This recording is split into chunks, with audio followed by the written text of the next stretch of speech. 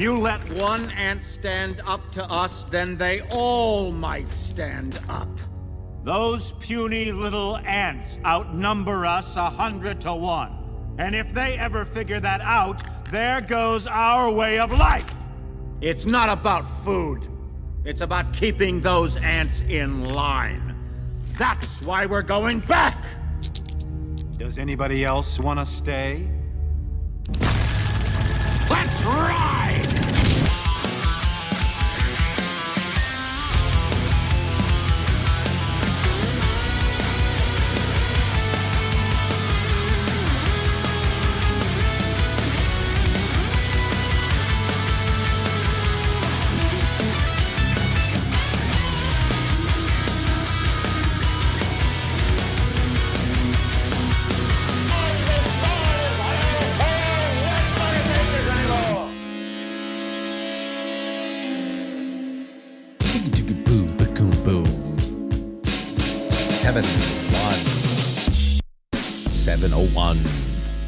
Seven oh one on a Wednesday night. It's hump day.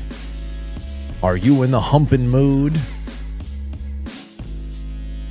Well, it's the 25th day of March 2026, and we're getting closer to, next week's Holy Week.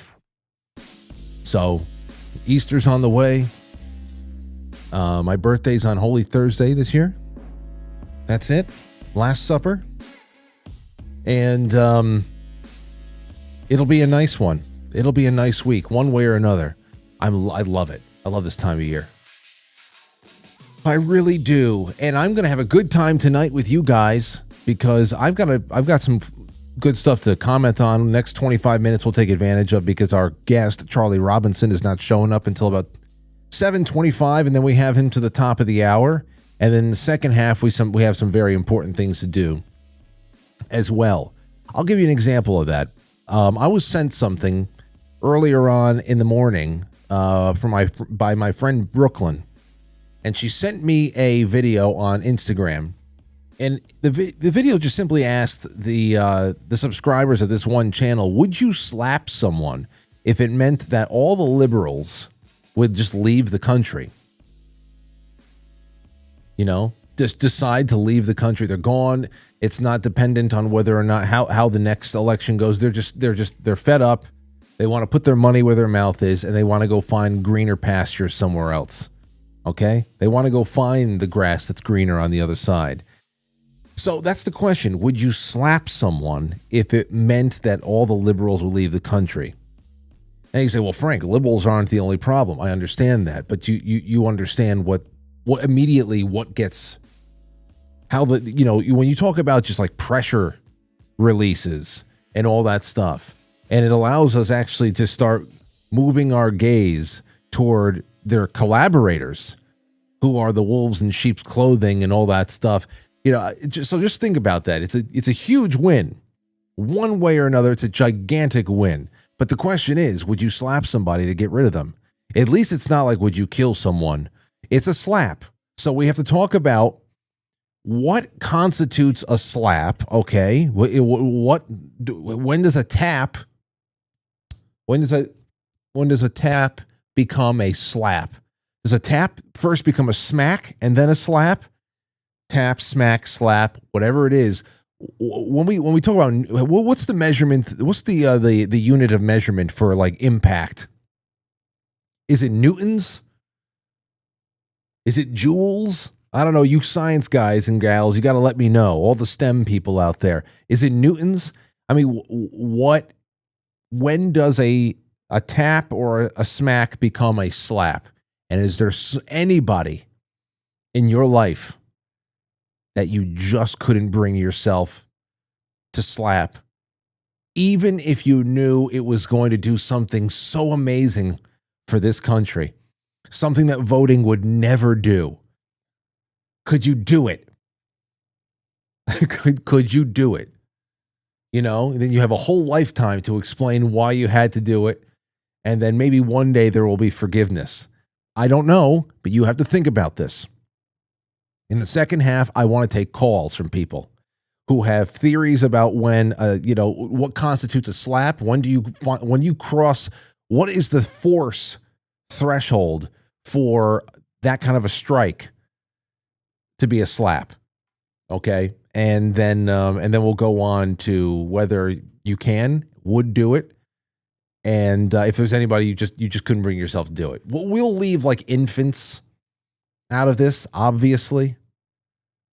But I'm afraid we're not going to be able to exempt old people. I'm afraid we're not going to have to do that. We can't do that. What we're going to do, we have to make this. We have to make this challenging. Okay. So just think about that. Write it down. You have to call in. This is a stupid thing to pose to you guys if we don't have anybody calling in, or you could write in with a super chat or something like that. That's what I have for you there. It's 7:05. Got a little bit of time until we bring you guys on for that, and it'll be good. And Charlie Robinson for the Activist Post. I like saying that. Macroaggressions podcast, but it's the Activist Post. He owns the Activist Post now. An online outlet I've been reading, dipping into for years. And now it is owned by a friendly, one of our own. So there you have it. On those super chats, by the way, we got the Walking Silver, the Walking Liberty Silver. We got the 3 gold backs from quitefrankly.gold. Use promo code Frankly when you're on that site. Doesn't matter what you buy. Tony Arterburn is going to send you extra physical silver, no matter how little the purchase is. Quitefrankly.gold. Promo code Frankly. So we got gold and silver, and I'm adding more to that tomorrow.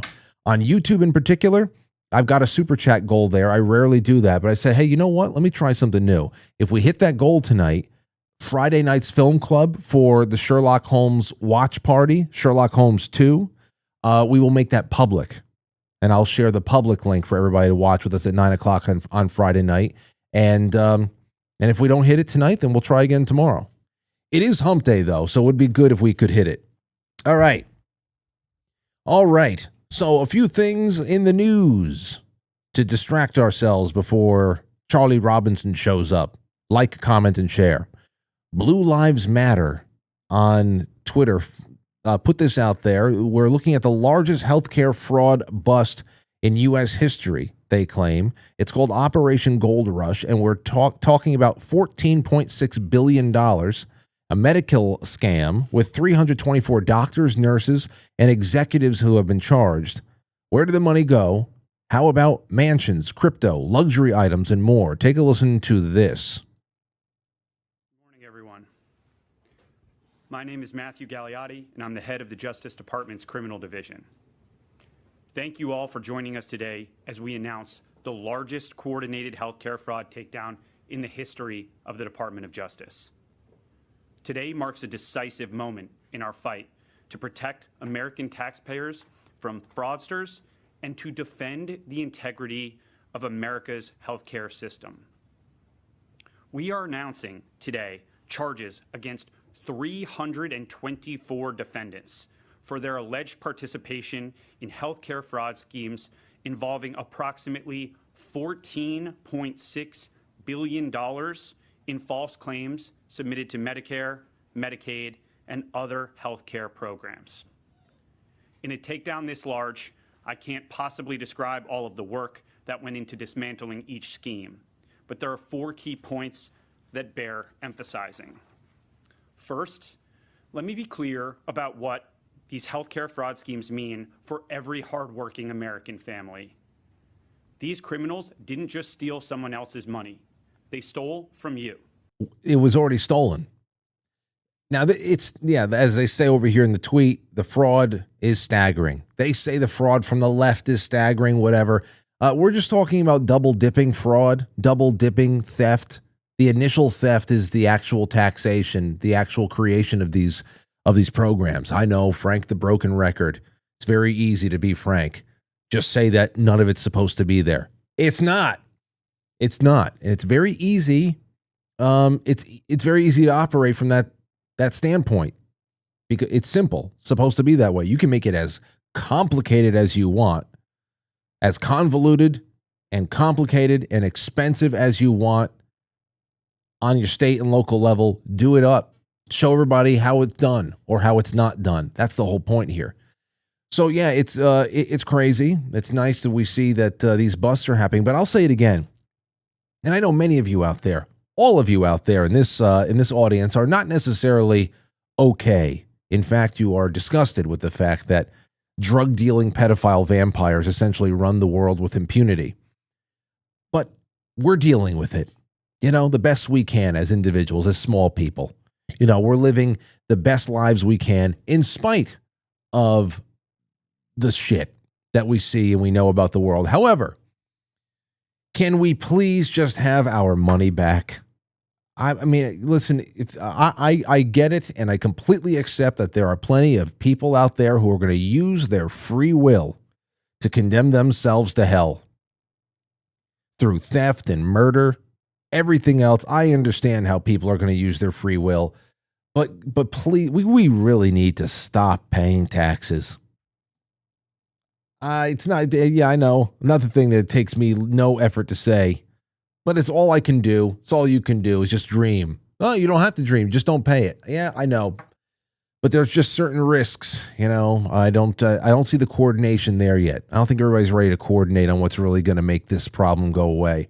All of these losers need no money. There needs to be less money for them to steal. All these deadbeats for a system that creates deadbeats. The whole thing.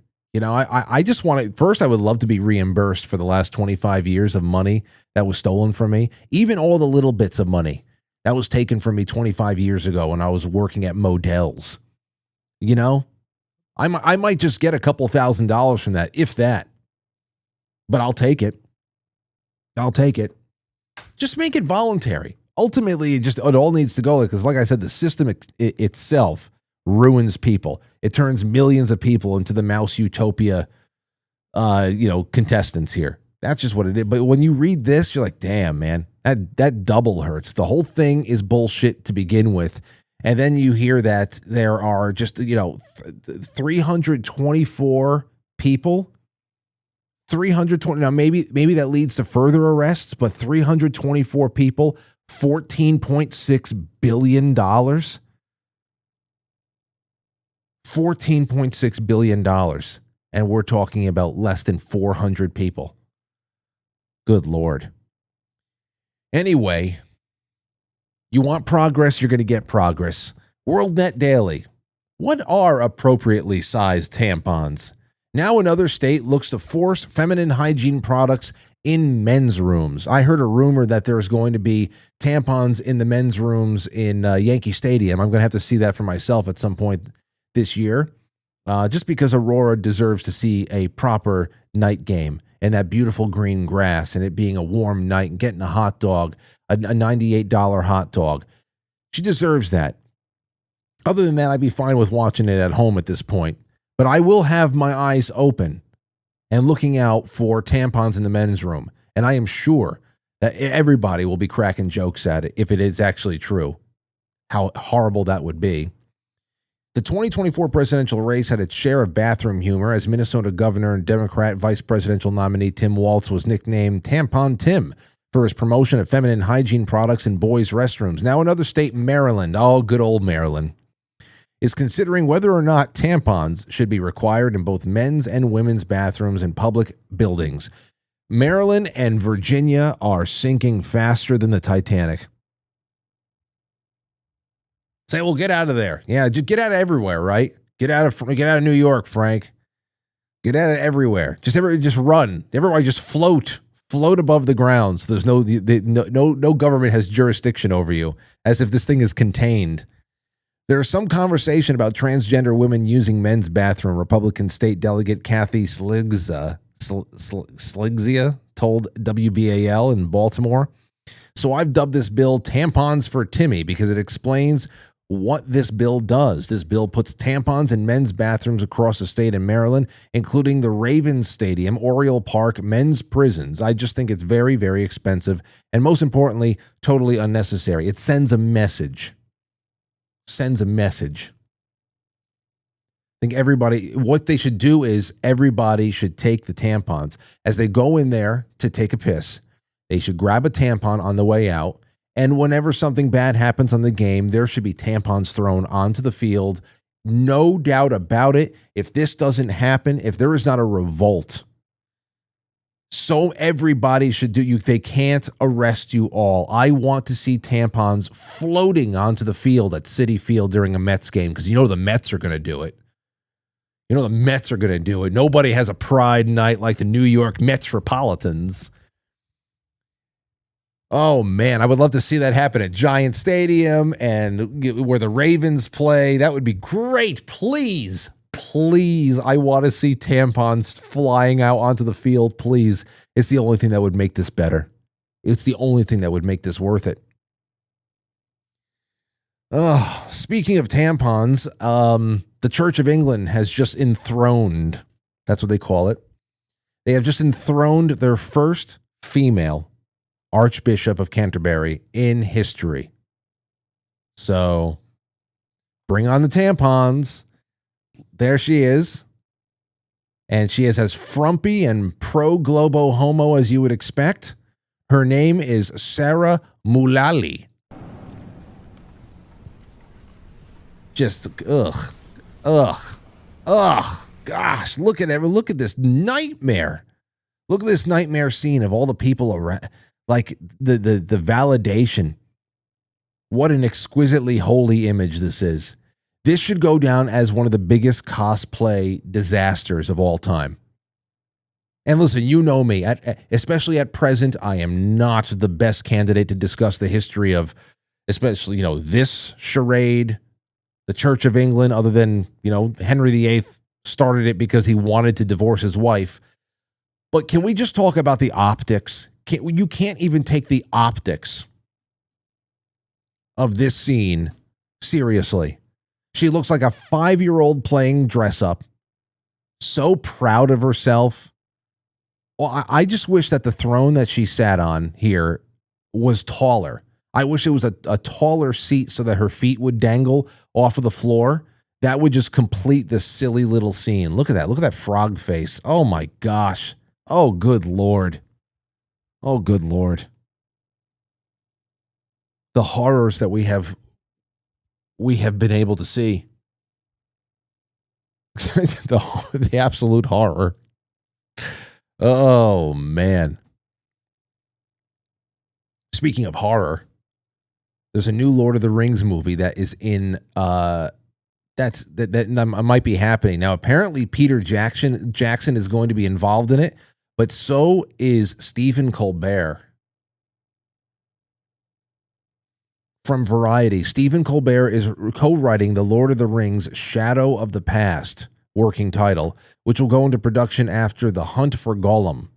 The synopsis: 14 years after the passing of Frodo, Sam, Merry, and Pippin set out to retrace the first steps of their adventure. Meanwhile, Sam's daughter, of course, Eleanor, she's probably black as well, has discovered a long-buried secret and is determined to uncover why the War of the Ring was very nearly lost before it even began. And I'm pretty sure that there is going to be another spike in turbo cancer after this pile of dog shit is released. No doubt about it. You can put that one on Kalshi. Turbo cancer spike through the roof as soon as this comes out in theaters, which I will not be watching, of course, but just ugh. By the way, I'm pretty sure that next year for 2027, we're going to be reading the original trilogy. I want to read I have the trilogy. I actually have The Hobbit and the trilogy, Fellowship, The Two Towers, Return of the King. I have that at home. I've never opened them yet. I want to do that. And I'm thinking for book club, if we do at least 3 book club sessions in 2027, we should just go, Fellowship, Towers, and Return of the King. And I would love to do that. I really would.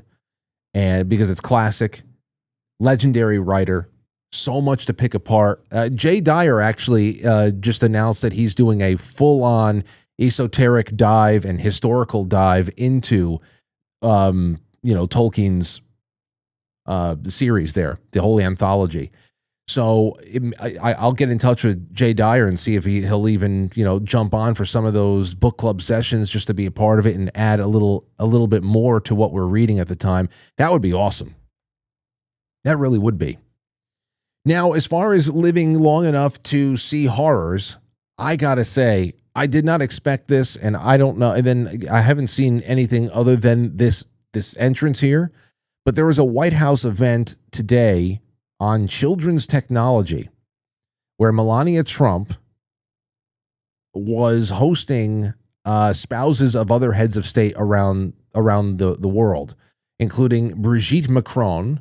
So I'm sure Candace Owens was looking for a crotch shot, so she can. Does anybody have a crotch cam? Princess Lala Hasna of Morocco, Marta Norox of Poland. I don't know who else, but Melania Trump was escorted into this little lady summit.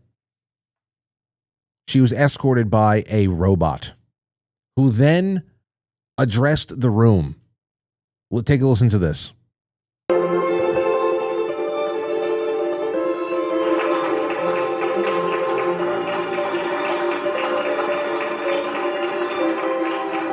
First of all, why are they playing the theme song from Hook?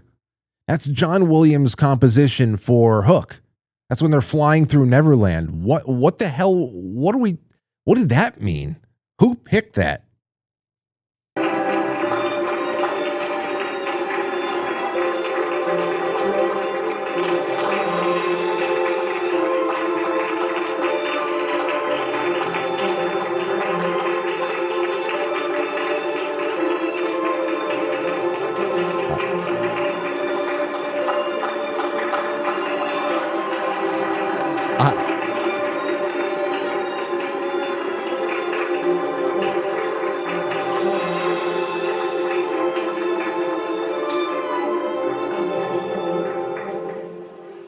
Here it comes.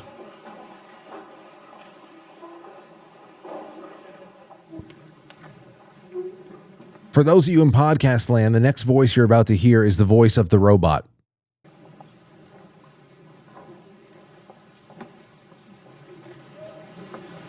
Thank you, First Lady Melania Trump, for inviting me to the White House. It is an honor to be at Fostering the Future Together's Global Coalition inaugural meeting. I'm Figure 3, a humanoid built in the United States of America.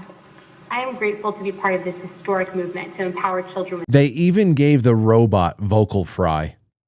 America. We even have to listen to this shit. I'm waiting for the robot to do the bird hands things. Thank you for being here. Nah. I'm waiting for robot bird hands now. With technology and education. Welcome.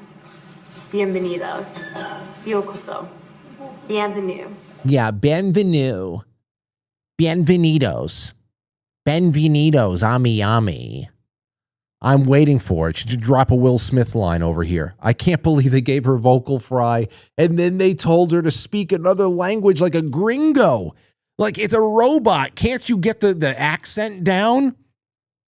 You're telling this robot, keep the gringo accent, the gringo delivery? Bienvenidos.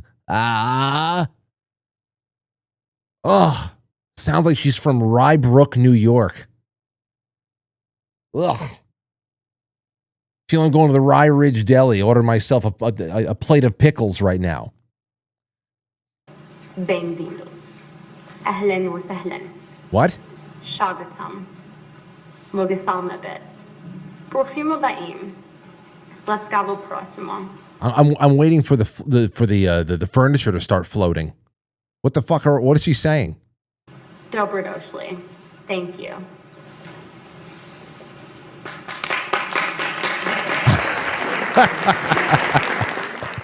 It's a bright new world. Oh no. I can't believe they made that damn robot speak gringo. Out of all the things, I mean, I think this is a good night that we talk to the head honcho at the Activist Post, because I'm just going out of my mind. Charlie, did you happen to see any of what I just played? No. No. Are you gonna have to relive it again? Well, listen, I have to show you. Just I'll skip through this. Watch this. Hold on. Well, let's say, first of all, Charlie, welcome back to the show. Everybody, Hi, thank you. Charlie Robinson, Macroaggressions, and of course, just a wonderful friend and activistpost.com, and also, quite frankly, book club veteran. Yeah. So let's see here. First of all, this is what happened, Charlie. I'm going to put you up on the screen. This is how Melania Trump came in, escorted by a robot. Very normal. Very normal. And like I said, the stranger thing is that whoever produced this day, they chose the hook, the theme, the Neverland theme from Hook. You can hear John Williams's. You hear that? Oh, no. So it's strange. Now you have to wait an inordinately long time before the robot comes around, and then she starts addressing the robot starts addressing the congregation there in a northeastern Valley Girl vocal fry accent. And listen to this. Thank you, First Lady Melania Trump, for inviting me to the White House. It is an honor to be at Fostering the Future Together's Global Coalition inaugural meeting. I'm Figure 3, a humanoid built in the United States of America. I am grateful to be part of this historic movement to empower children with technology and education. And then she starts speaking in other languages. Let me see. Look, listen. Ahlan wa bem-vindos. Bem-vindos. Ahlan wa sahlan. Shagatam. I can't anymore, Charlie. I can't. I hate it already. I can't. I would be tempted to throw my robot in front of a train to see what happens when you get tired of it talking to you in Cantonese. Yeah, no, I know that there's. Oh man, oh boy. We used to think it was a very, very hot topic on the internet, on places like the Activist Post and these are the types of articles that we would read from people who are trying to project where we were going, slippery slope trajectories here. And invariably, one way or another, when we're talking about New World Order timelines, we would always talk about, is it guaranteed that one day we are going to have the blue helmets of the UN marching through American streets? I really don't think that that's the case anymore. They have essentially an international army that is wearing American battle fatigues at this point. They don't need it anymore. They've got several standing armies worth of illegal immigrants that are already here. And I think that the humanoid robots and the drones, they're taking a lot more of a prominent, position in as far as where the future is going. I don't think we're getting blue helmets anytime soon. I love that the robot was delivered by the president's wife, who was probably introduced to him by Jeffrey Epstein, and also flanked by Emmanuel Macron's wife, who has recently had to come out and state for the record that she does not have a penis. So that's kind of where we are in the world as well. So I knew that at one point they were going to introduce robots to the mix, but I just didn't know that it was going to come in this manner. But it's actually kind of on brand if you think about it. It is. And speaking of Brigitte, later on, I don't even know what the hell this is all about because it said it was some kind of a children's technology forum.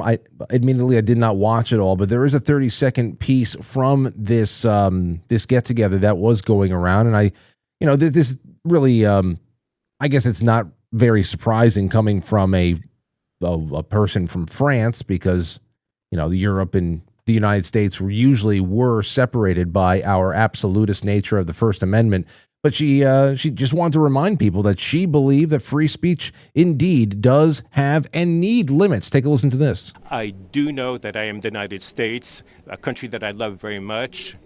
And here, we are the country of free speech, but I think that liberty does have some rules. We have to be free, but adapt to certain codes. So I believe in these codes. Too many young people are suffering, and they do not tell us, but they send signals, very strong signals from young people and teenagers. So it's up to us to answer them. Let's answer them all together. Thank you very much. It's wonderful. I don't know if they're talking about bullying or something like that. I don't know, man. They're experts in signals from children who are trying to tell you something. One of the things that these lunatics did was Epstein was working with a company to make the little Sophia doll. If you remember the Sophia robot that got citizenship from Saudi Arabia, it looked like a woman but that was bald-headed and had like the back half of her head open and circuits and everything.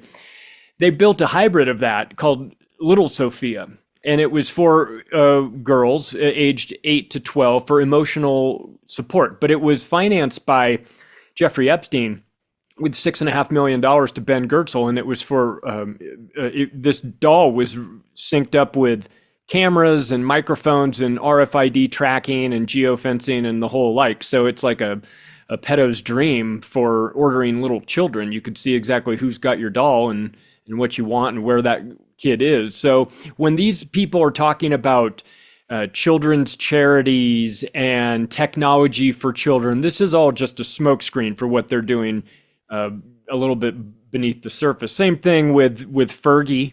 Recently, you've seen what's been going on with Andrew and Fergie. Fergie started a children's charity with Howard Lutnick, and then a bunch of kids went missing. Andrew, who? The British? Prince Andrew. Okay. Fergie, like Black Eyed Peas? Prince Andrew's wife, Fergie. Remember Sarah Ferguson, the Duchess of York. I was going to say Black Eyed Peas. I thought you were talking about the pop artist. Black Eyed Peas, that would be a different. Holy shit! That would be breaking news. I missed this.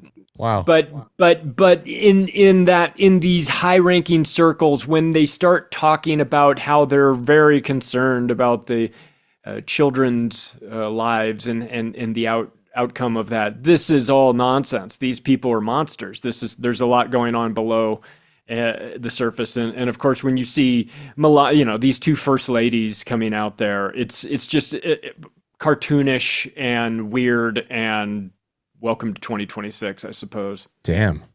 For a second there, I thought that I believe anything at this point. So I said, wow, right. The Fergie. Black Eyed Peas running a trafficking network. Dude. I mean, really, like. The power got to her head. You know, before we move on to another huge thing that I was reading on this week, which now we are 3 weeks into what is going to be at most a 4 or 5 week war in Iran. But I wanted to ask you just about the activist post in general, because last time you came on, it was to talk about your acquisition and the new direction it was going in, all the new writers you were bringing on. I'm still so honored that you have us listed as a friend on the podcast section there. But tell us a little bit about what's new at the activist post. Well, I'll tell you, it's been one of the greatest things I've done. These guys who started Activist Post back in 2010, they had been doing a great job for 15 years. And at some point, you're ready to do something else. And they reached out to me and said, we'd like to move on and work on other projects, but this still matters to us. And I know you're interested in it. And would you be interested in becoming the new owner of it? And I said no at first, but really upon reflection, it was perfect for what I was doing. I've been writing books, which it's tough, because it's like, it takes you 2 years to write it, and then the information goes out, and as soon as you put it out, it could become immediately stale, and same with podcasts. I put out 2 podcasts a week with macroaggressions, but still that information changes now day to day. So with Activist Post, it's nice because we get a chance to reach out to people 10 times a day, every day, with articles that are being written by independent journalists who are writing about the things when they matter most, not 4 or 5 years after the fact when it's died down and it's, hey, I think there might be a question about these vaccines. We should maybe look into them in 2026, So we're writing about things that are dangerous, as Sam Tripoli would say, not safe, dangerous. And I think the audience has responded. It's been tremendous outpouring from people who have, kind of a combination. People who have been reading Activist Post forever, like me, and a lot of new people who hadn't heard about it and now are starting to figure out that there's another media source. There's another place that you can go to get your news. And we have, we cover 8 different topics there. We incorporated podcasts into that as well, because we know not everybody's going to sit down and read articles. You can maybe get the information a different way as well. That's cool. We've got that for people. We've got a really sweet email newsletter. So if you ever get prompted to sign up for our newsletter, please do, because we do something on Wednesdays called the Solution Series, which is we pick a problem that we face and then we list a couple solutions for it. Some of them maybe you can go get at your hardware store. Some of them are maybe free options for you. But we're all about pointing out where things are going wrong, but then also saying, hey, here are a couple ideas for solutions to combat this. Because if we're just freaking people out and then sending them out on their way scared and unsure of what to do, I don't think that's doing anybody any favors. So we want to make sure that we're solutions based and that people are able to get informed about what's going on, but maybe not to the point where they're terrified or paralyzed and they feel like they can't do anything about it. I say take advantage of this time. I mean, the relative normalcy of it all, because it feels a little bit like, I don't know how it is for you and for the Franklies out there, but like it feels a tiny bit like the run up to 2020, where everything was a bit weird and, you felt like there was something coming. You weren't really sure what it was.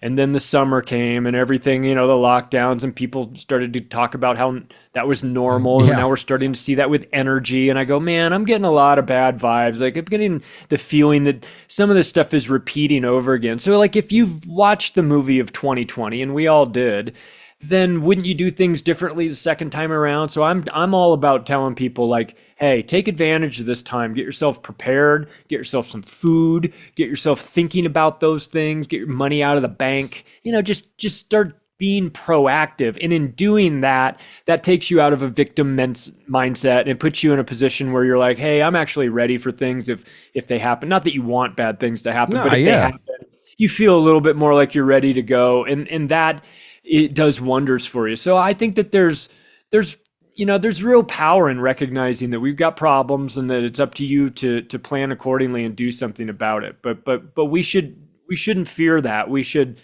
take this as an opportunity to recognize the situation and act accordingly. Yeah.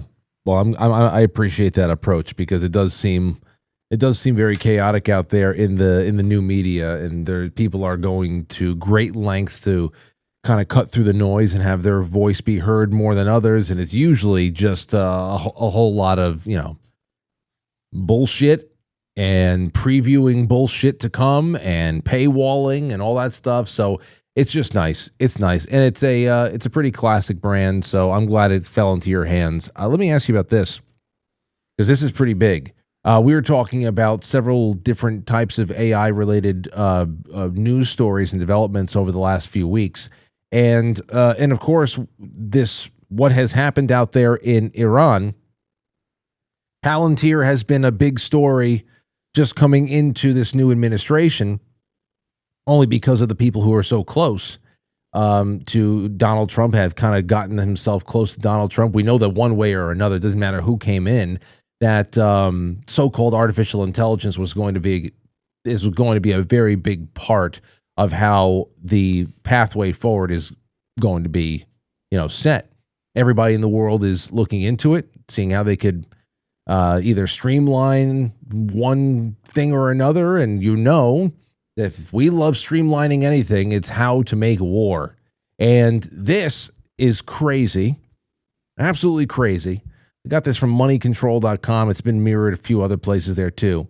Palantir and Anthropic AI, which is a crazy name to give any of these programs that are essentially being put together to target people for death. So they're calling it Anthropic, whatever.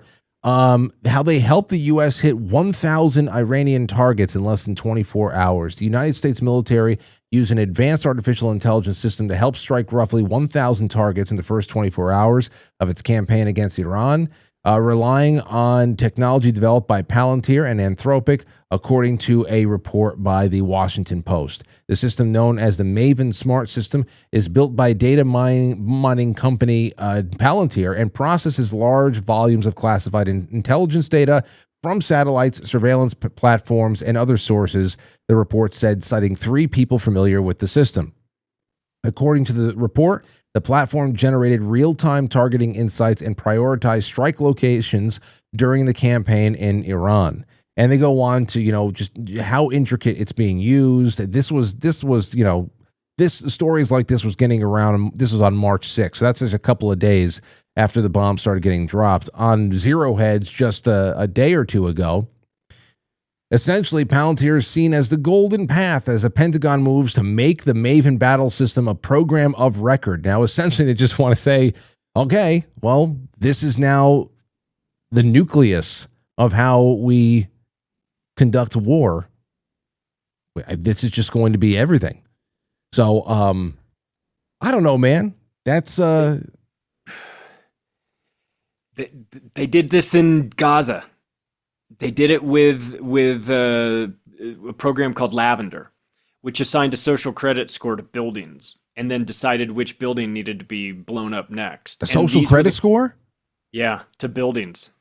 Yeah. And what constituted? Did you ever find out what criteria constituted a social credit score for a building? Was it like, friendly organizations? Did it only have to be Hamas related, or was it just economic or something? Well, this is one of the calculations that it made.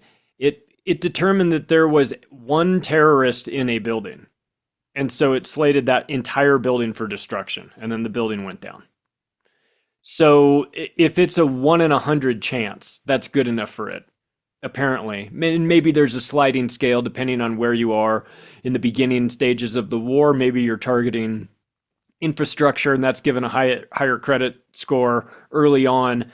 But once that's taken out, then everything's recalculated in terms of it moves up into the higher rankings of what's next on the list. And so that's what they're able to do. They're prioritizing targets based on, I would imagine, a variety of criteria. How necessary is this to infrastructure? What does this do to, is it energy related? Is it weapons related? Is it intelligence related? Are you just trying to scare people? And then how that's factored in. But I'll tell you, it almost doesn't matter what the criteria is inside that program. When you see the CEO and it's Alex Karp, and he's out of his mind on drugs and he can't sit in his chair and he's jumping out of his seat in Davos and he's talking about how, beautiful bombs and how they're coming for everybody. And this is the wrong person to be in charge of humanity. Of course, the Pentagon is like, the waiting room of hell itself. But on top of that, you've then filled it with some people that have a very dangerous worldview. Alex Karp, Peter Thiel, Sam Altman, these guys who are driving the AI push moving forward are very disconnected from reality. They're homosexuals who are also Zionists. They don't have children, or if they do have children, they're children that they've purchased. It's a very weird environment here. And so, you can be all those things if you want, but you shouldn't be in charge of charting the course of humanity. If you're in a relationship that doesn't produce children, I think that you're probably the wrong group. It might be great for other things, but you're the wrong group to be in charge of plotting the course of humanity when you're not going to be extending your own humanity into the future. And that's what a lot of these guys have. They have this common denominator that's running through them. That and a dark allegiance to the state of Israel and everything that comes along with that. So this is really kind of the worst. They showed us these Terminator movies when we were kids, and we thought they were science fiction. And it might be time to move these into the documentary section, because we're getting into a very dark era here, unfortunately. Yeah, that's why I wore my Terminator 2 shirt tonight. Oh, perfect. I did. I said maybe the references will just be baked into this one. Yeah, I guess so. Yeah. There's something to be said about that. It's not even just because my buddy Ryan Gable. Oh yeah, he came on he made those points too about just the private lives of the people who are really positioning themselves at the tip of the spear of what is going to be the new technocratic model for what they hope to be the entire world, and that it does those things. It's not phobic or anything like that to just be fixated on it. It actually does create some sort of a character profile, just like a lot of people who really rise in the ranks of children's education, teachers unions, anything else like that. You find so many people who are childless atheists, and it just makes you wonder just what what kind of interest do they really have going forward if they're just so nihilistic and not in any way, shape, or form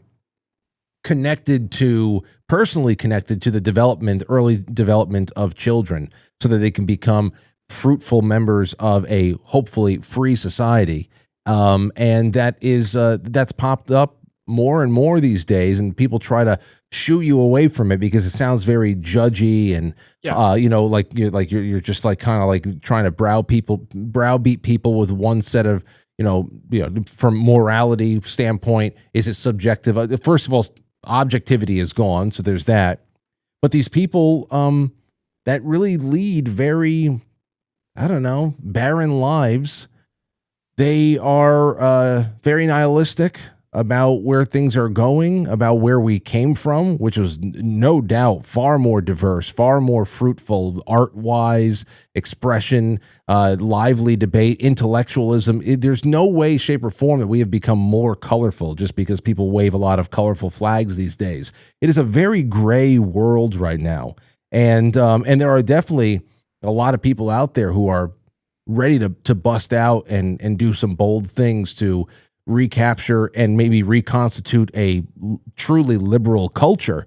But yeah, that really does go a long way. You have to analyze a person's character, and especially when these people in the education front, they say things like, they insist that they are not just running a curriculum from reading, writing, and arithmetic. They are co-parenting. They use that term a lot.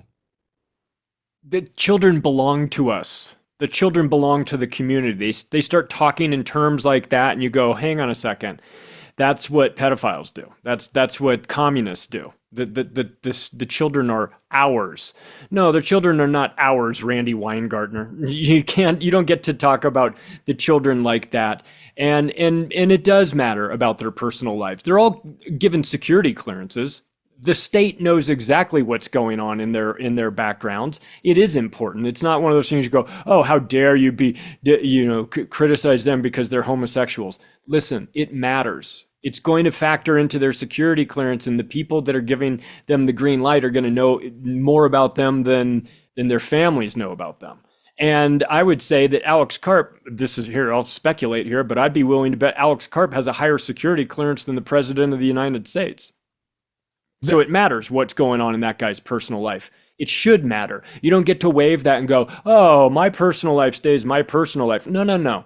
Not when you get to this level. It becomes their knowledge. Now, it might not be public knowledge to everybody, but to the people who are bringing you into the club, they're going to need to know what you're into. And of course, that's going to be the price of admission into the club. Once you rise to these levels too, you're not getting in there if you're squeaky clean. In fact, there's something to be said for people who have a very dirty past because they're more controllable. So this all matters. Their personal life is absolutely warranted to talk about and to drag it. Their sex life is a reasonable topic of conversation. You don't get a waiver at this level. You have to stand and answer for who you are and what you're into and what you're doing behind closed doors. Because if you're doing it behind closed doors in your personal life, you're doing it behind closed doors in the Pentagon too, because this is all off the record. So we can't have people that are living off the record lives in charge of our lives. This is going to lead us into a very dark place. Well, they're definitely living their best lives in the Senate chamber. A couple of a year and a half ago. that was another. Things like that were completely flight away. Not only was porn being shot and recorded in the Senate chamber there, the same chambers that we have seen so many televised events. I mean, you think about it. That room has been the things that have been broadcast from that room.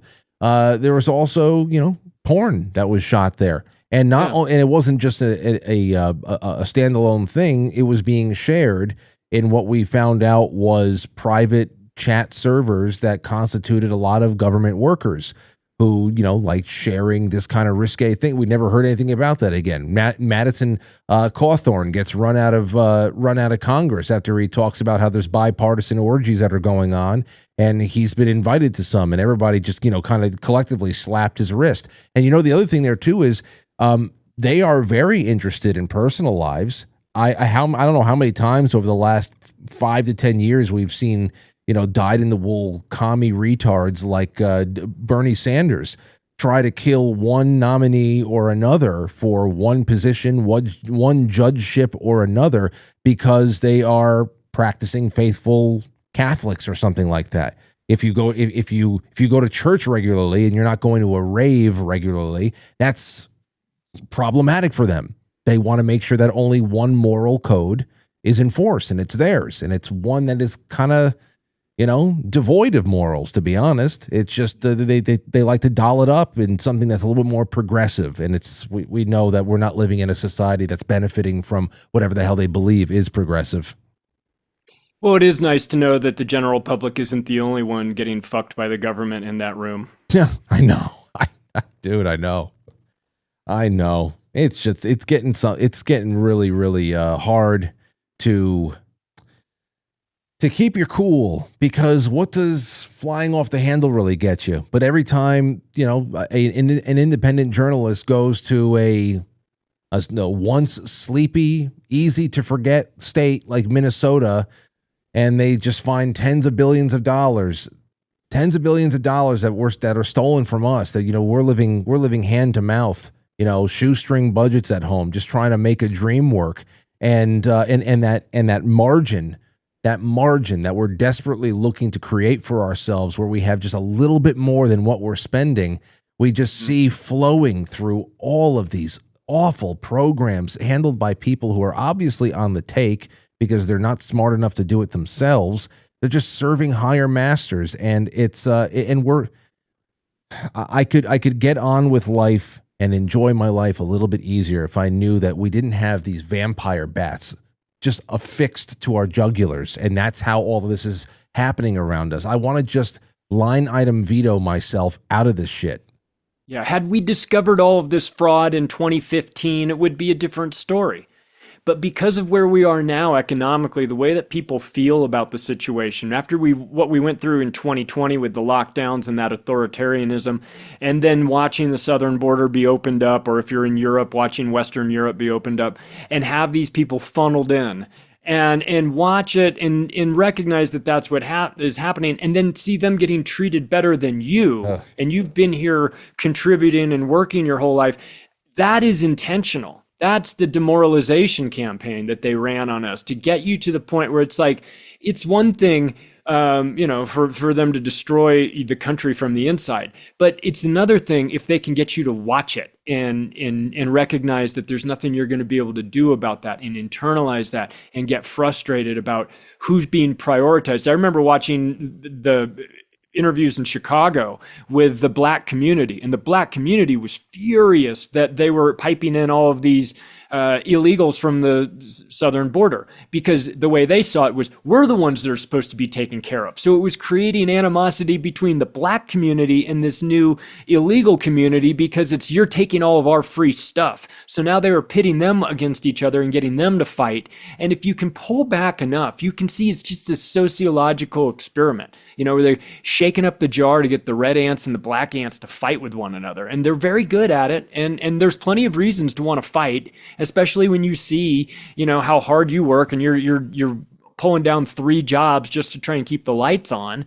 And some Somali with 9 kids is running a Leering center, making $1 million a year, and they're criticizing you for why haven't you found your American dream? You're from here and you speak the language. And you're like, well, I don't know, man. Maybe because the fraud machine didn't just back up to my house and knock on my door and say, come on in, here's your $1 million check. Because everybody else in the community got that knock on their door, apparently, because it's all happening. Same with Los Angeles, not limited to Minneapolis. It's happening in Los Angeles with the hospice cares, as we're seeing as well. The memo goes out to those in the group, hey, here's how you scam the government.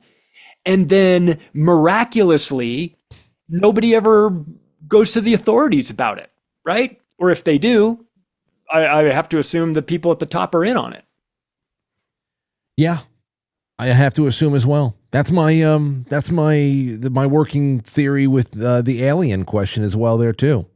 I do not, if aliens exist, then they're the ones who are actually running the show, because there's no way that this government can be the buffer between us and knowing about their existence. So I can't wait. I can't wait until we get that disclosure day. We'll get to that in a second. But you're talking about the Chicago and the black communities out there who were really upset leading up to this election about what was going on and how everybody from the southern border was being piped in, because obviously the black community has been deprioritized in a way.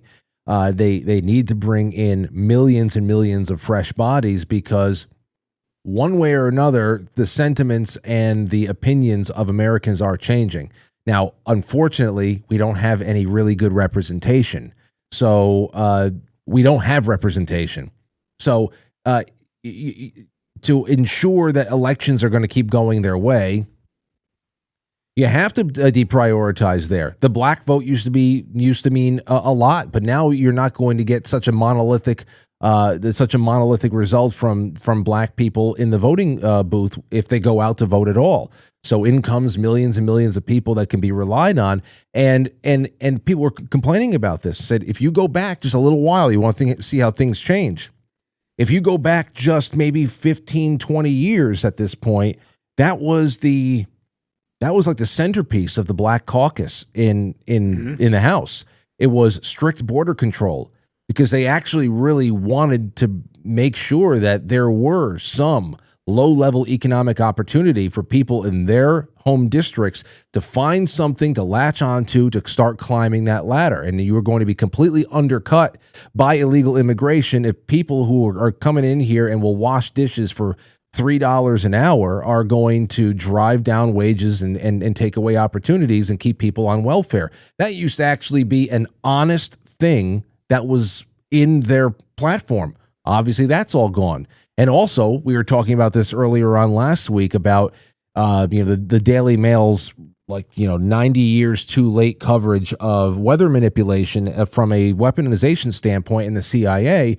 We brought up people like Dennis Kucinich, who used to call himself a Democrat back around the turn of the millennium. The Patriot Act pushback, talking about the Space Preservation Act and all that stuff. So we can see this degradation, even of this kind of like bipolar two-party system that we even had 25 years ago, which was it seemed a little bit more vibrant. Now, again, it's just flattened out and very gray. There's not a lot of people who stand out in either places.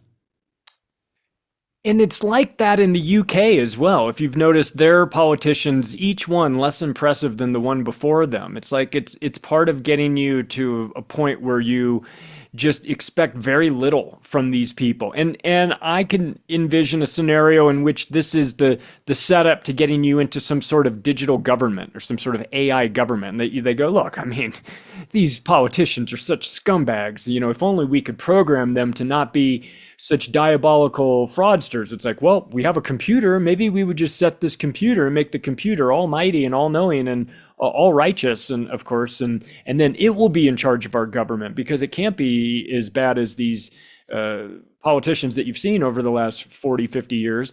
And so maybe there's part of that too, where it just sort of the less impressive candidates. I keep going back to Minneapolis every time you see that Mayor Jacob Fry and they're making him eat the Somali food, and he's like, "Oh, this is delicious." He's like, ugh. Yeah, I know.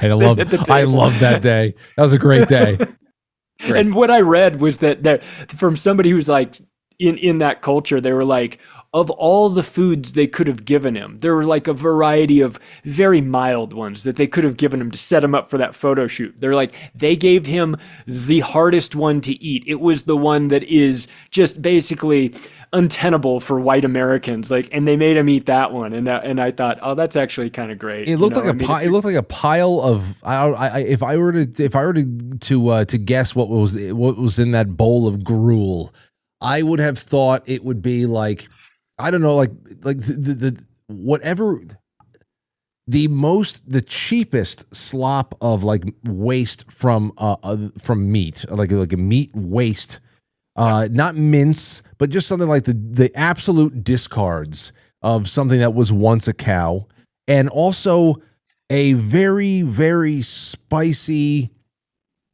kind of a bean slop. Bean curd. Yeah. I'm looking at that. I'm like that. I'm like that is discards and that is beans. It is just something that, and I'm looking at this loser scarf it down, going, when he did the on point. Like, can I take some of this to go home? Yeah, all right. This is great. This was a hot sauce in my purse moment. I know. If ever there was one. I know. Hello there, fellow kids. It's just, good Lord. I know, Charlie. I know. Hey, are we doing Huckleberry Finn this June together? You yes, down but for can that? we move it to? I can't do June because I'm going to be out of the country on a trip the first 10 days of June. Is there a way can we find another month? July. We do July. Can you do July? I can do July. Yeah. All right. I mean, if you're down for it, I'll flip flop June for July, and I'll do Film Club in June instead. That means I'll be watching A Bronx Tale with everybody in June instead, and we'll just read the book in July. Well, otherwise I'll be on a boat in Croatia, and I don't know if I'll have service, and I don't know. I won't be in charge of my situation. I don't know that I can. Well, we'll get together. We'll figure out. What's going on in Croatia? Is it just seeing family the world? trip? Oh, nice. Yeah, just seeing the world while you can. You know what I mean? It's one of the. This is kind of how I feel. It's like, let's go out and do some things, live your life. Enjoy these. Enjoy your world, enjoy your family, enjoy your friends to the extent that you can.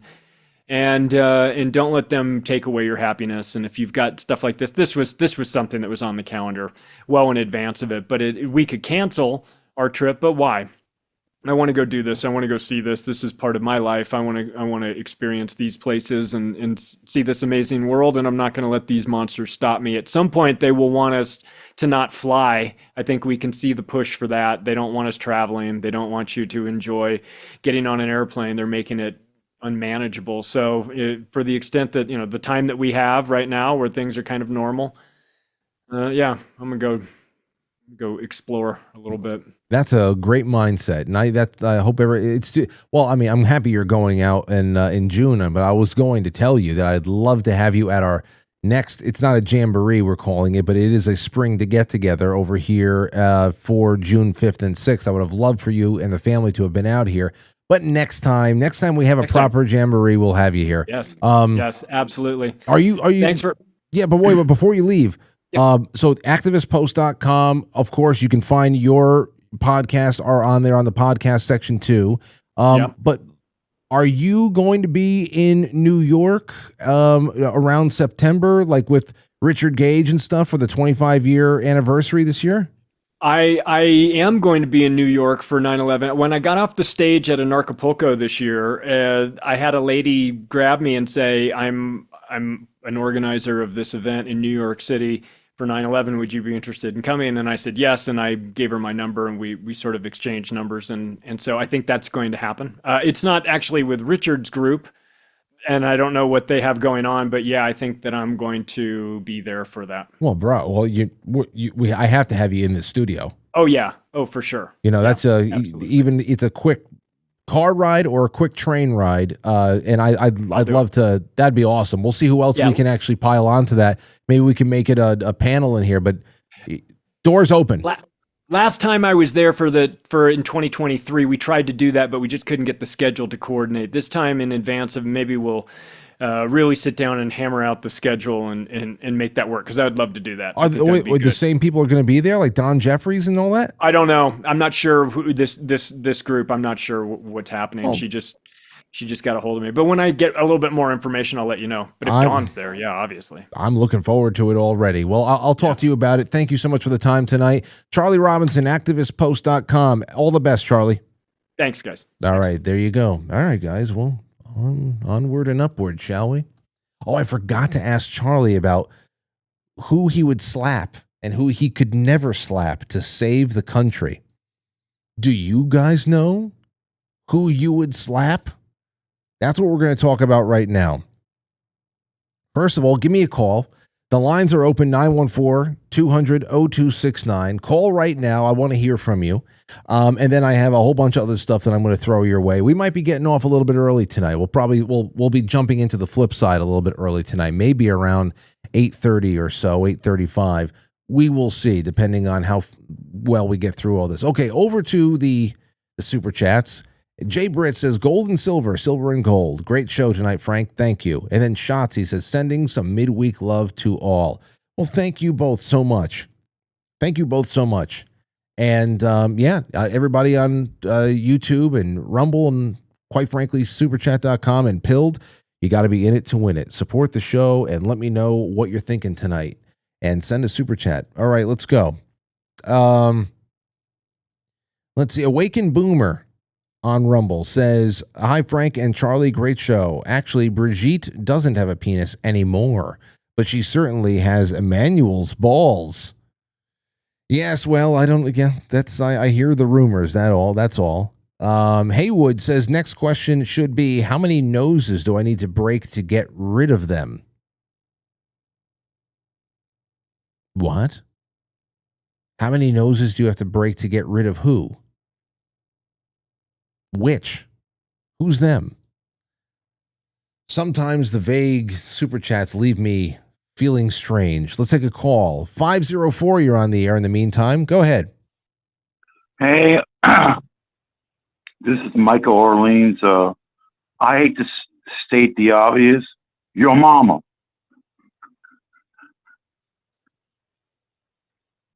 Okay.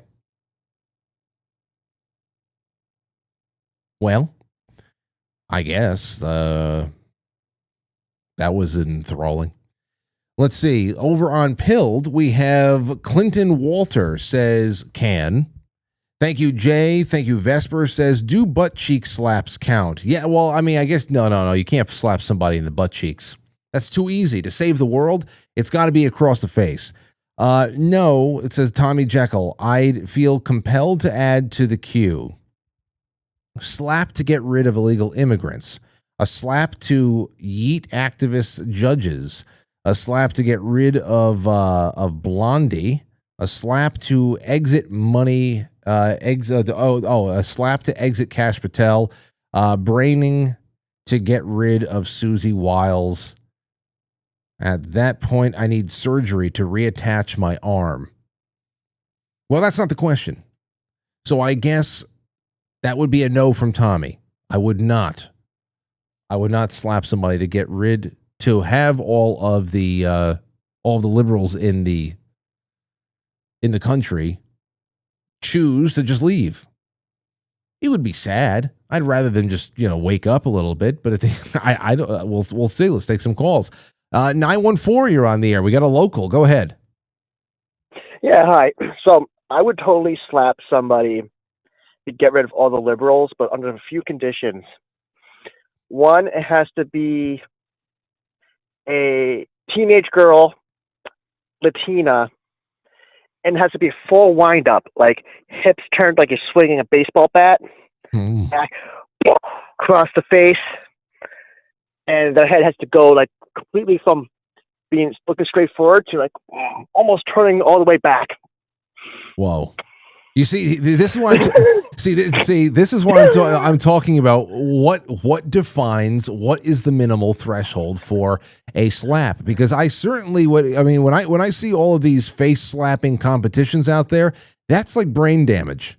And I'm not thinking brain damage on this. I'm just thinking because it wouldn't be one of those things where you get to slap someone you don't like. Like we're talking about, you have to pay a toll.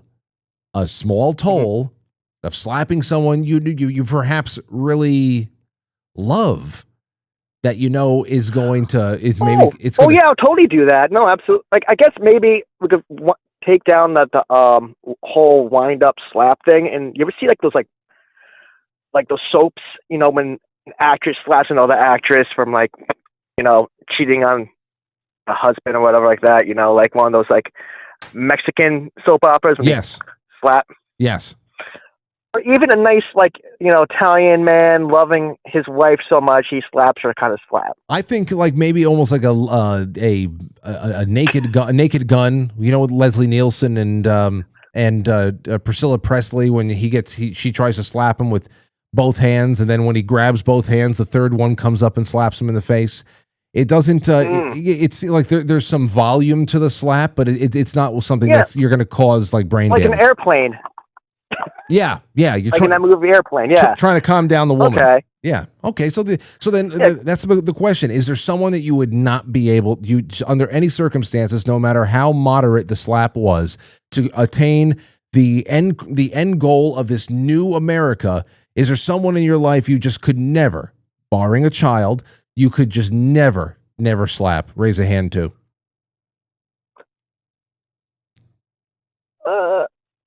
No. Okay, well there you go. Thank you. No, probably not. Like I'm like, okay. That's it. I mean, if like, obviously, if it's for a good reason, I'll totally do it. Yeah. Like, we're talking. Thank you for the call, 914. We're talking about what some people would call the ultimate reason. The problem you can't vote away. You know, you could say, well, the real issue is that we have people in what about our friend over here, Tommy Jekyll, who says, hey, listen, what about just we concentrate on illegals and we talk about the judges and the DAs and the attorney general herself and all these people who are just an absolute cockblock. That would be I guess you can say just as much. Still, I mean, the whole point is you have to pay that price.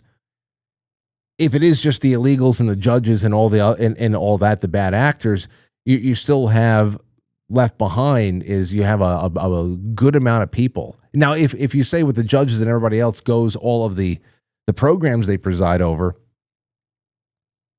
I don't want to make this too complicated. Just think about a very, very big monumental change. And all it's going to take for you is to give Granny a slap in the face. Does she see it coming? I don't know.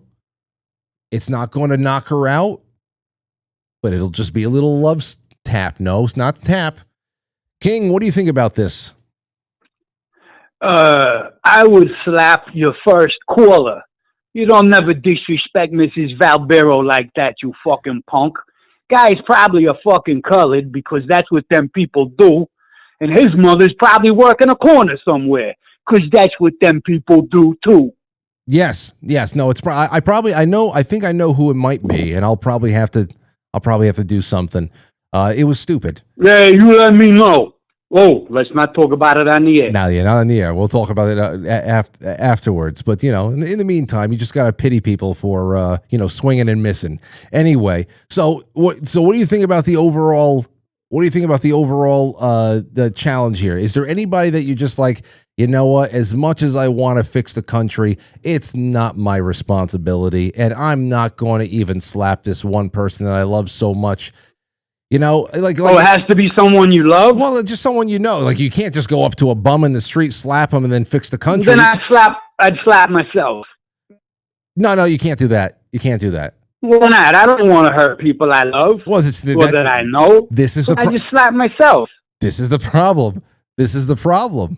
That's what I'm saying. It's a much bigger thing. Like, I don't think I can do it. Okay. All right. Like, if you came up to me. All right.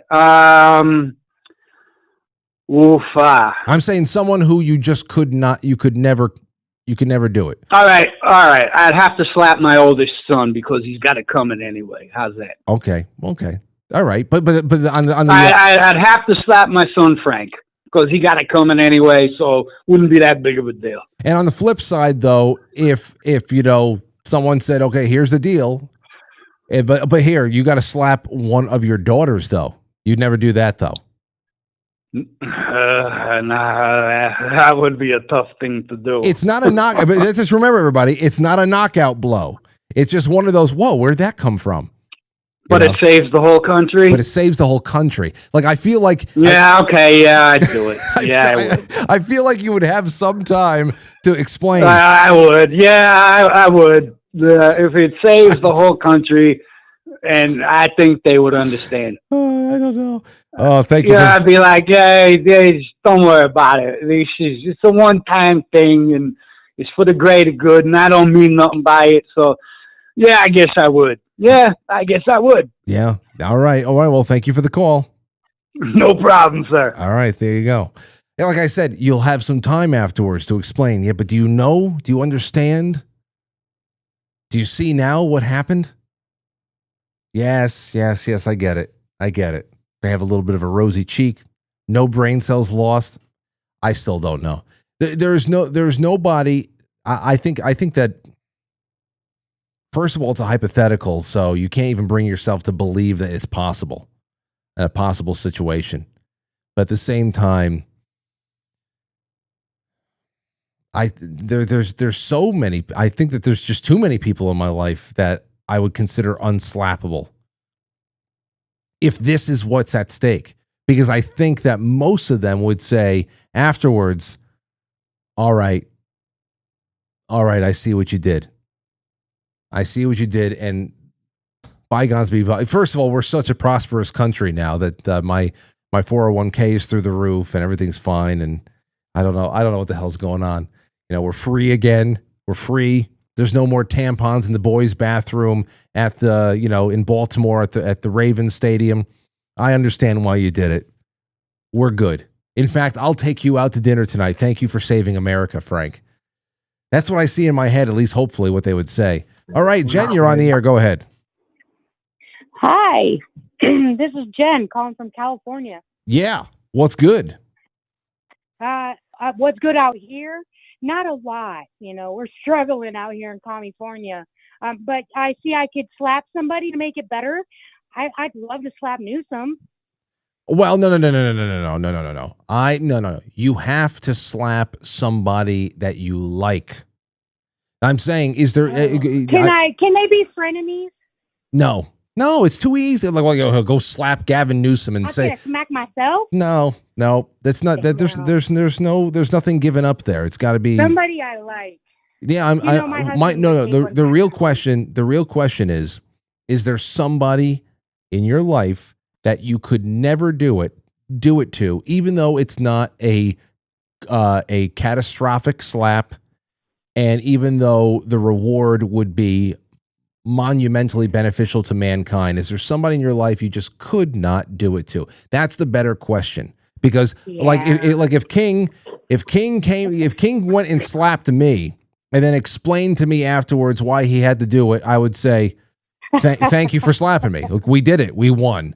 I would understand why, but it's not. That's you can't do that to one of your boys. Somebody that would understand it. There's more people. Or out your there. really sweet mother-in-law. Yeah, that's like there's just things like She's unsmackable. Yeah, when you show up at the front. Smack her husband though. Like I said, thank you for the call. It's one of those things where you can play the scenario out in your head, but if you actually had to show up to the front door, knock on the front door of your in-laws' house, and know that as soon as they show their face, you're gonna have to just slap them in the face. You can't. It's very tough. Very tough. Even if you know that they would understand afterwards, that's tough. I think it's better to just keep paying taxes, right?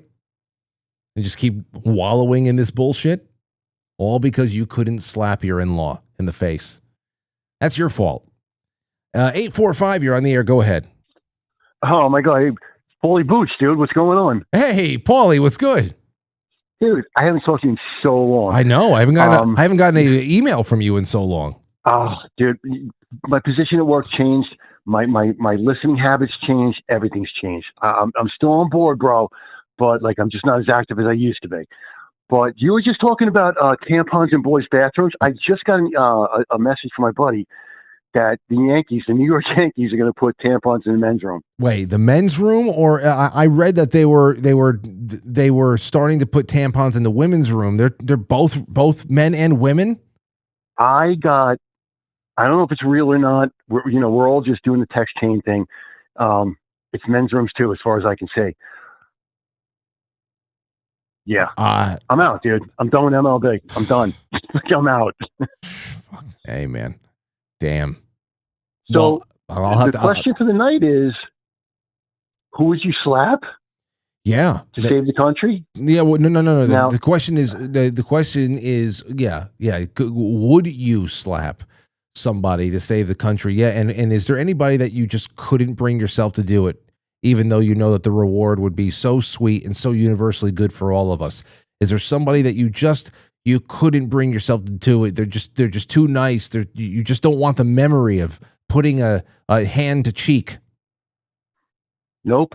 Everyone's on the table. As a matter of fact, a couple of years ago, you read a COVID story of my 90-something-year-old grandmother at the time. She's 101 now. Wow. God bless her. I would tune her the fuck up if it meant getting rid of. I would tune my grandmother up. Sorry, King. I'm sorry, King's gonna hate my fucking guts for this shit, but that's fine. But I would tune my grandmother up if it meant getting rid of these low-life scumbag pieces of shit out of my country so the rest of us normal people could go on with our lives and raise our kids right. I'm sorry, Grandma's got to take one for the team. First of all, have you seen her since? Yes. Okay, that's wonderful, because I remember you emailing me and saying, I've had these conversations with you before, and I remember you saying, she's an advanced age, and then you just got a little bit emotional, thinking that this might be the last time I see her, especially given how really crazy the world was with the lockdowns and everything else like that. I am so happy that things loosened up and she defied all the. Now she's 101. This is 6 years later. Wow, fucking one. Like, this woman was like, "Fuck you! I'm sticking around. Fuck off." Good. She won't go, and I love it to death. Every time I see her, she's lucid. She's deaf as a stump, dude. I mean, you got to scream to like talk to her and everything. But that's my Nona. And like, if you go to her house, you'll walk in, and she's cooking shit. Like, 101, man, and the house smells like sauce. Like, holy shit, I came at the right time. Oh man, you're making me feel. Oh, I want to smell that sauce. Yeah, it's Grandma's house, dude. It'll always be Grandma's house. Every time you walk in, it's the garlic bread, it's the sauce. Yeah, it's Grandma's house. Well, thank you for this call, Paulie. It's great to hear from you again. All right, buddy. Listen, have a great night. Love the show, and I'll talk to you soon, man. You got it. Take care. There you go. So he's tuning up Granny. Dana the Powerful on Rumble just said, Frank, there is no one I wouldn't slap to save this great nation. So Dana's just saying, I'm with Paulie. You just tell me who I got to slap, and they have to just take it, and they have to realize it was for the best. Let's take a call. We got another one here. Go ahead. You're on the air. Oh, hi. Hello. Hi. Can you hear me okay? I can. So what's on your mind? So the person I would slap would be one of my closest friends who, to this day, I love her to death. She's one of my the only friends that's a Democrat that didn't disown me for voting for Trump. And because of that, she's gonna be the one that pays the price for the she's the gonna correction. pay the price for the world, and she's gonna get slapped straight. Okay, all right. There you have, and of course, like I said, who's the one? If there's somebody that's gonna just break, are you like everybody else where there is no one that I wouldn't do it to? Are you like Dana and like Paulie? Like, no, everybody is on the table for this one. Or is there a deal breaker for you? Someone out there. Of course, not a child, but is there a deal breaker? I think my mom. Oh, okay. All right. Mom would be the only deal breaker, but everybody else is on the table. All righty. Especially my friend. There you go. So you already have everything's already lined up. Thank you for the call. Thanks. All right. Take care. You know what? I want to take. I'm sorry. I have to take a little bit of a break to do this one thing. Somebody sent this to me. Actually, I think King sent this to me. Since we're talking about slaps, kind of. You know how I brought up on the show maybe weeks ago. It could have been around Valentine's Day. I said, listen, I'm sorry. I found this product on Instagram. It came across my dash of a pillow shaped like an ass, a butt pillow. Okay. People are just like lying all over it and sticking their face in it and just having a good time, supporting their head. It was very, very ergonomic, very supportive of the neck and the head. Your ass pillow. Well, somebody took that pillow. We're going to take the calls again in just a little bit. And I think on the flip side tonight, because we might just be doing a little bit of a straight up joy scroll, and like an uncensored joy scroll where it really is just luck of the draw instead of submissions and all that stuff. This one was submitted. They took the butt pillow, this guy, VAT19, and created a mold out of it so that they can create a butt gummy. You're right. You've heard it. You heard it. And I have to show this to you. This is just insane. Insane. Giant butt gummy. Take a look at this. This butt-shaped pillow to make the world's largest gummy butt. First, I apply a coat of sealant to the pillow itself. Dude, the crack slide and everything. This should keep the foam from sticking to the mold. Next, I cover the butt in plaster and wait for the mold to dry. Now that the mold is done, all we have to do is add some gummy. And I think the pineapple berries are the perfect color for the butt. So we fill up a bowl. Maybe the pineapple is the perfect color, but you gotta be kidding me that you did not go for peach. You gotta go for peach flavor on this. I think that is that would have been the obvious pick. Melt it down and repeat the process until the mold is filled. You're beautiful. You're beautiful. Gummy's dry, so let's take it out of the mold and see how it looks. Time to see if this gummy butt tastes as juicy as it looks. There we go. That's delicious gummy. Get delicious oversized. First of all, what the hell just happened there? What is he biting on right there? What is this? Guys, I don't know how. So let's take it out of the mold and see how it looks. Time to see if this gummy butt tastes as juicy as... This is the gigantic ass made out of gummy bears. Melted down gummy bears and reconstituted. It's a gummy butt. It looks. There we go. I don't know how I feel about this. Now, he was the one that took the leap posting this. Obviously, it is a superb content idea. Superb. Because you're either going to love it or you're going to hate it, but you're just going to watch horrified or amused, whatever the hell it is. He's the one taking the leap. But if it's just you and that gummy butt, alone in a room, let's forget about the internet aspect right here, right now. If it's just you alone in that room with that gummy ass, no cameras, no one even knows that you made it. But it's just there on the counter, jiggling about. What are you doing? Press 1 in the chat room for smash or 2 for pass. You're telling me, I want to see. You're alone in a room. No one knows what's going to happen. Are you really not taking a bite out of that ass? 1 for smash, 2 for pass. I have to see what the hell happens. I got to see what's going on. So I have to see. Come on, guys. You got a gummy ass. It's not really an ass. We have some 1s in there. We got a 0.5. Someone's only willing to go halfway there. There's more 1s than 2s right now. I got to say. You have to think about it. It's one thing to record yourself and put it on the internet and make a big fuss about it. It's another thing to just be like, it's you and the pineapple gummy ass that's jiggling on the counter. What are you going to do? So there you go. And some of you just might be diabetic.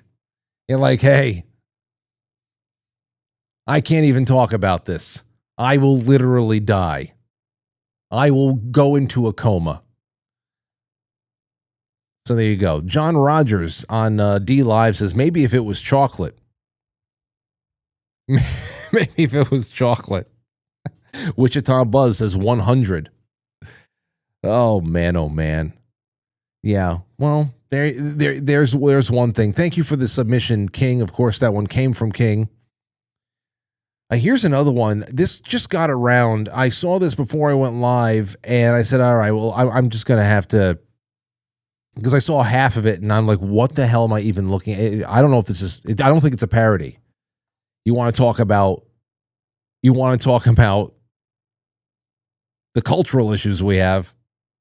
This woman is talking to her husband about like fire in the building scenarios, about who he saves first in a fire. The children or her, or his mother or her, things like that. Take a listen to this. Crazy. If we're married, we have 3 children, and there's a house fire, either save the 3 children in the basement or you can save me in the bedroom. Who are you saving? I'm gonna save my kids. You're gonna save the kids and not your wife? My wife has already lived, let's say, 40 years, right? I'm not 40. Whatever the age is, whatever the age that we decided on. You can't have sex with your kids, but you can have sex with your wife. But sex isn't my motivating and driving factor in life. I mean, I can't believe this. Like, think about being this twat.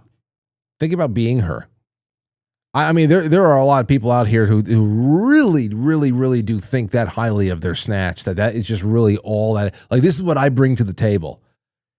You take your kids over your wife, yes.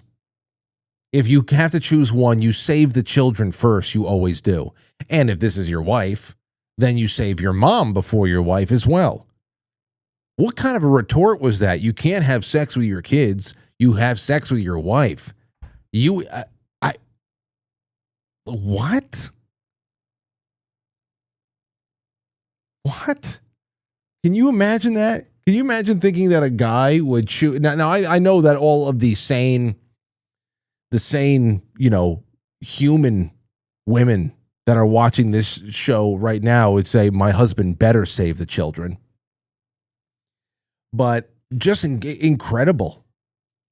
Can you imagine being shocked learning that a guy would choose the kids over sometimes being able to have sex with you sometimes when you do it begrudgingly? You would choose the kids over me, begrudgingly letting you enter me 6 times a year? Ugh, I can't believe this. I'm not appreciated. That was crazy. Just nuts. And who knows what will pop up in the random reel pulls after the show ends in a few minutes here. Steve Ellis says, give me that silver before it goes to $1,500 an ounce, please. Eventually, Steve, it shall. I don't know. Oh, and this right here, this is your ounce. This is your ounce. This will be nice. Put down payment on a car with this one day. Oh, man, who knows? Who knows what that even means for the rest of it? You know? Joe Martinez, thank you. You are in the running as well. Tomorrow's a big giveaway. Can't wait for it. Let me see. Over on Pilled, thank you, Delona. Thank you, Secret Weapon. And Bill Cooper says, let's go Yankees. They're in San Francisco tonight. Actually, they started a half hour ago. Let me see what the score is. It's 0-0 in the middle of the first. I thought it started at 8:05. What happened? Oh, all right. Well, it's the bottom of the first now. Anyway, the season has begun. Nathan W. says, Kyle Griffin on Twitter has the most slappable face ever. Kyle Griffin. What the hell is he again? I forget. First, I thought you meant like Kyle Silver, the pollster. But Congress needs to be slapped. Silly, says the Sentinel. Safety Net says, count me in to win it. Love you all. Lots. Thank you, Tommy J. Crockett Man says, Frank, I love you like a brother, but I'd slap you to save the world because I know you can take it. Thanks for the great entertainment. Like I said, that's it. I would actually be an easy pick. I would be categorized as if any of you out there, don't slap me when you meet me at the Jamboree. Don't slap me in the face when you meet me at the jamboree, because nobody's going to fix the world, because then you get a slap back. Very hard slap back. But if that scenario popped up, I'd be easy. I'd be easy in that, because I'd be just like, oh, thank you.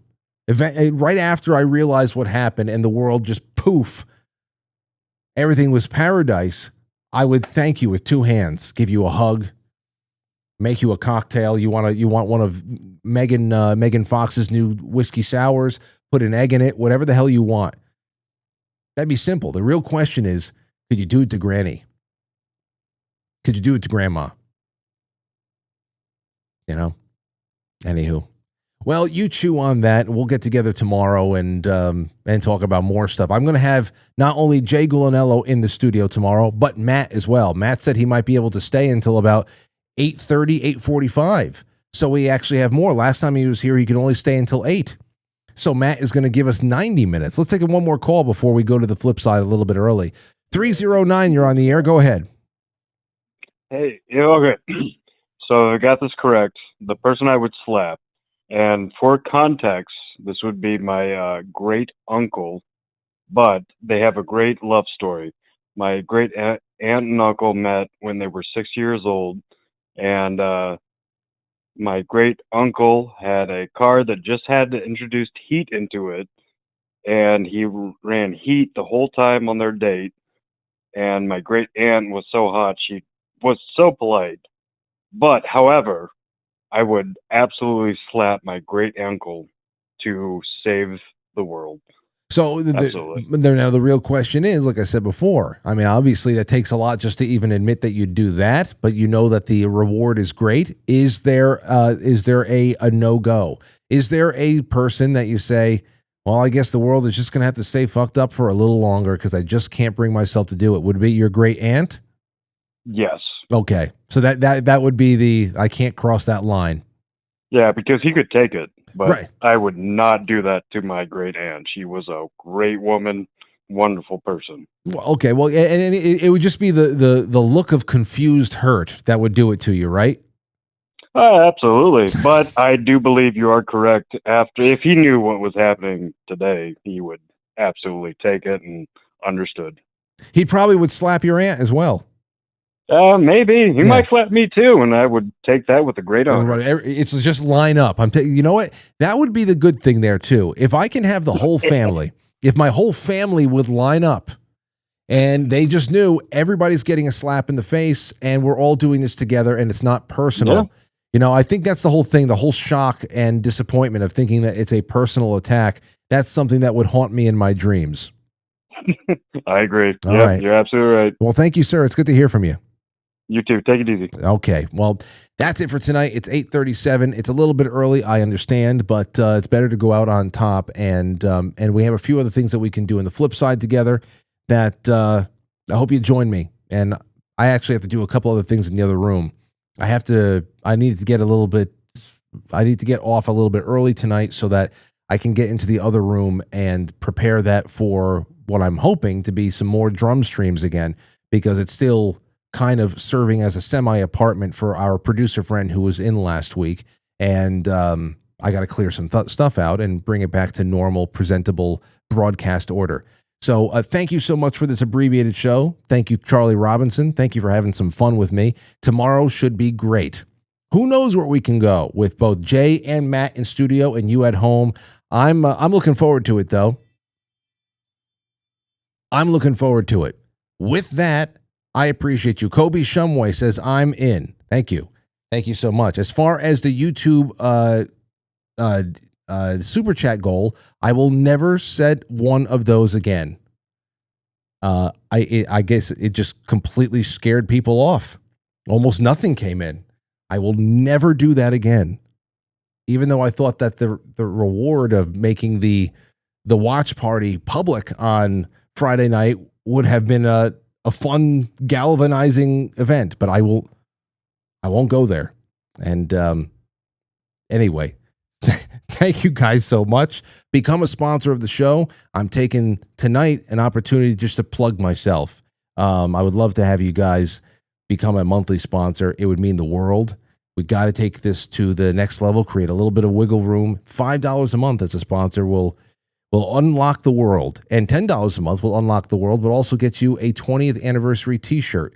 So other than that, patronize all of our sponsors and support all of our friends on the affiliates page, and that's a great way of supporting the show, because then they'll continue supporting us. Small operation with big dreams. Thanks for everything. I'll see you on the flip side. The links will be in the chat room momentarily. And if you don't see them, go to quitefrankly.tv and press play. I'll catch you on the flip side. Quite Frankly's film before a live studio audience. Now our super chatters, starting with Steve Ellis, Joe Martinez, Kobe Shumway. And of course, we have to go to Jay Britz and Shotzi and our wonderful friends over on Rumble. But I will see you on Pilled. That's what we're going to do right now. It is always a wonderful time on the flip side. And I hope you follow us over. Drop in the links right now. Good night.